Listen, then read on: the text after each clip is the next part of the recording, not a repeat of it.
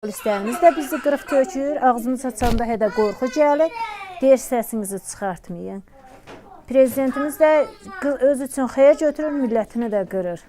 Biz hara girik, kimə şikayət edək?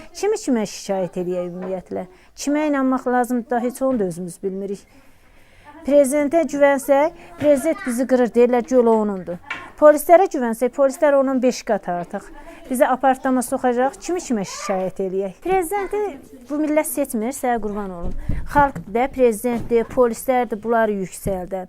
Prezident xalqının qayğısına qalmalıdır da. Niyə qırış deyir ki? O gölün o xeyrini görür, amma biz ziyanını çəkirik.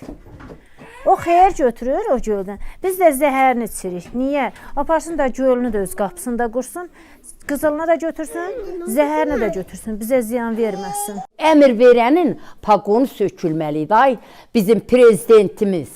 Mən dedim ki, 100% o polislər işdən çıxardılacaq. Mən dedim 100% inanıydım mən prezidentə. Dedim 100% onlar işdən çıxardacaq, ona görə ki, o insanların günahsız insanları idi. Nə deyilən onlara zat qaz fıskırdıydı, nə deyilən onları qırıydı. Mən dedim onları çıxardacaqlar işdən, amma bir dənəsini çıxartmadılar. Mən onu gözləyirdim prezidentimdən. Mal saxlayıq ki, biz də yaşayaq, qırılmayaq. Ona da tamir elədilər, ha, sənin qadınlarım. Daşa da tamir elədilər, ay bala. Beləmi olar?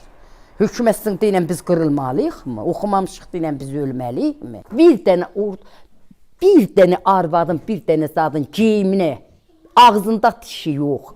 Nə bilim, nətər, ona baxıldı. Heç olmazsa o məmurlar utandı mı ki, mənim millətim bu vəziyyətdə çıxıb bizdən zad istəyir ki, bizim qumasada dəymən qonmalımız otlasın. Görən ondan sadavr elədilər mi o məmurlar?